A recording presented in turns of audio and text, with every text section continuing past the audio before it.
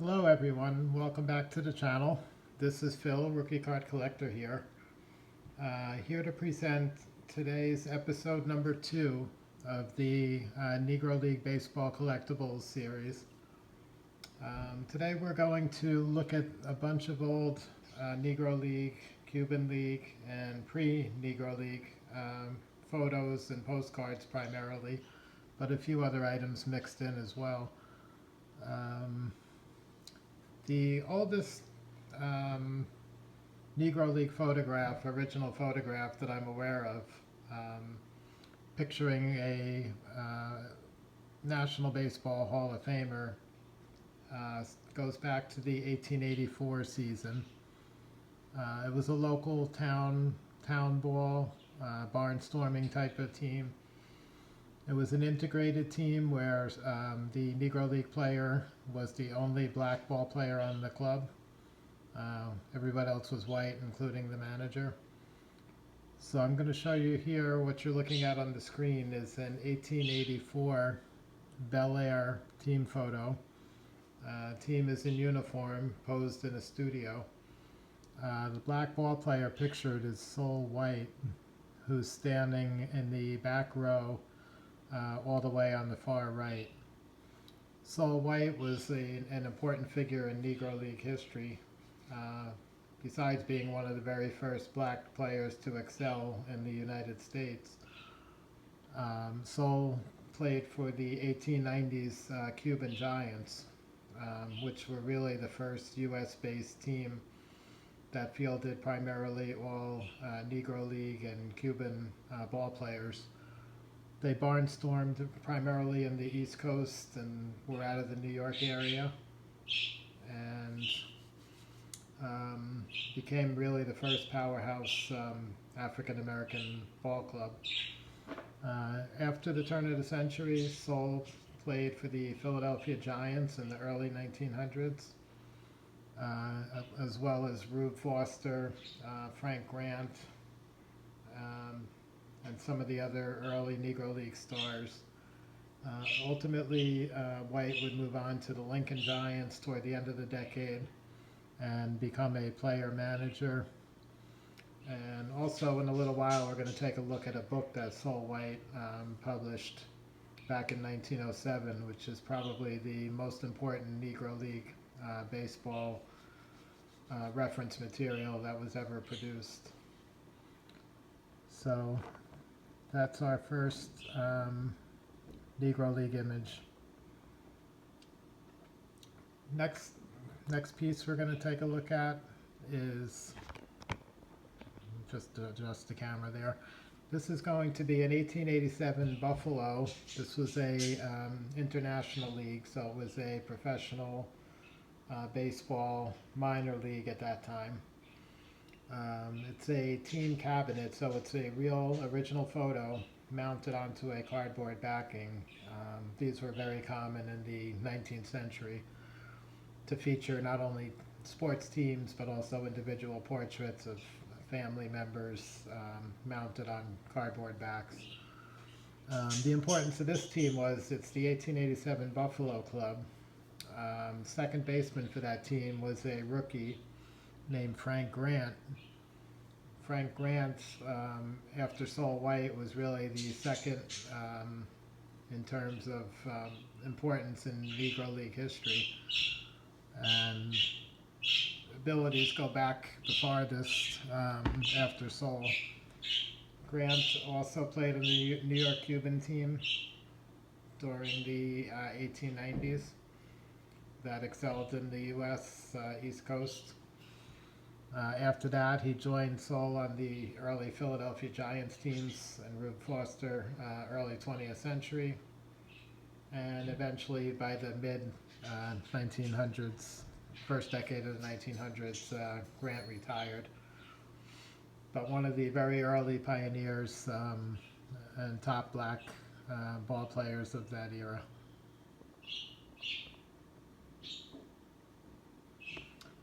Next item up is going to be, it's an 1887 Wheeling team cabinet. So again, it's a real team photo mounted on cardboard backing.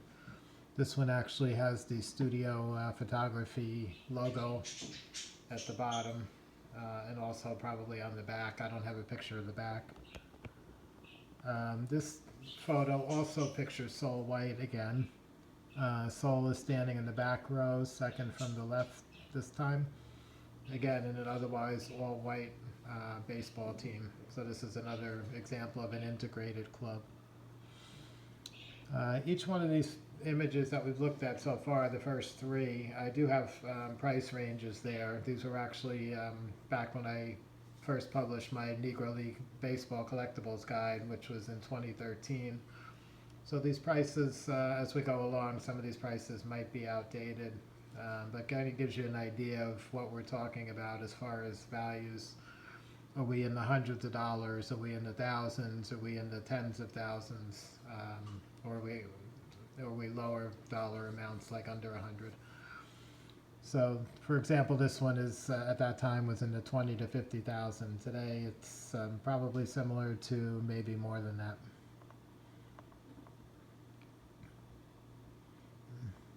Okay, next up we have another cabinet card of a team. This one is the 1888 Syracuse. Again, a minor league team, professional baseball. And the two important ball players here. This team actually had two African American players amongst the rest of the white team. We have Robert Higgins, who is seated in the front row all the way on the left. And we have Moses Fleetwood Walker, who is standing in the back row all the way to the left as well. Fleetwood Walker, if you're familiar with baseball history, and especially African American baseball history, is widely regarded as the first professional ball player of African American descent to play in professional minor league baseball.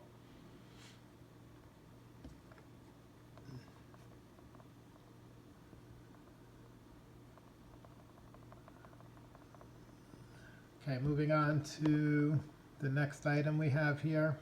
It's going to be another team. This one's a team photo, so it's not a cabinet card. 1889 Syracuse, so it's the following year. Similar club. Also pictures Moses Fleetwood Walker on the team. In this picture, he's standing in the back row all the way to the right. Again, otherwise all white ball players for the rest of the team. Everything we've looked at so far is, I believe, only one known of each of these items. The Frank Grant cabinet with Buffalo, there might be a couple, not 100% sure. But when you get into this Negro League material, a lot of stuff is only one example known. That's not uncommon. Next up is another important historical piece. This one is picturing the 1894 Findlay baseball team out of Wisconsin. This team had two black ball players amongst the otherwise white club. And the two ball players are both major stars of the era. We have Grant Home Run Johnson, who's sitting in the middle row on the far left holding the bat in his hand. I'm not sure if you could see the bat. And all the way in the middle row to the far right on the opposite side is Bud Fowler, also holding a bat as well. Bud Fowler actually was just inducted to the National Baseball Hall of Fame very recently. So this cabinet here now pictures a Hall of Fame member. Grant Home Run Johnson is on the very short list of future Negro Baseball Hall of Fame candidates. He was a major star throughout the first decade of the 1900s. Also played for another club called the Page Fence Giants, which we're going to look at in a little while. Next item we're going to take a look at is going to be on the left-hand side here. It's an 1887 Syracuse team cabinet. This one pictures again Robert Higgins. We looked at before. He was on a team cabinet card along with Moses Fleetwood Walker. Higgins played on the 1887 Stars, Syracuse, as well as 88. Again, the only black ball player on an otherwise white club. On the right side of the screen, we're looking at, get that focused a little better. We're looking at a Grant Home Run Johnson. This is actually a studio portrait of him individually in business attire. This is from 1897, and it's a cabinet card. Crozier Studio is the photography studio that produced it. And again, as far as I know, the only one that exists out there. Okay, I just mentioned previously that we had a Page Fence Giants item coming up with Grant Johnson on it, and this is the item here. This is actually the earliest known trade card, or trading card, because it includes advertising for a fence company on the back, making it a true advertising piece. This is one of the early teams that was made up of all African American ball players, one of the first, in addition to the New York Cubans from the 1890s that I mentioned before. Some of the names on this club, some of them are more prominent than others, but we have William Binga, Pete Burns, Charlie Grant, who was a major star as a second baseman, almost made the major leagues with the New York Giants. John McGraw tried to sneak him into Major League Baseball. He was a fairly light-skinned black, and unfortunately it didn't work out for McGraw. We also have Billy Holland. We have Grant Home Run Johnson, Joe Miller, George Taylor, and George Wilson. So a major black ball club of the early 19th century era. This is kind of a unique piece. Next up we have a Chicago Union baseball club. This is an 1899, so the very end of the 19th century. It's a calendar, and it's also an advertising piece picturing the 1899 Chicago club. Again, if you're very familiar with stars of the day, some of these names might be recognizable. There's no huge Hall of Famers or anything on here, but I'll quickly read the names off. We have Harry Buckner, Robert Foots, Billy Holland, George Hopkins, Harry Hyde, Burt Jones, William Joyner, Frank Leland, and Mike Moore. Okay.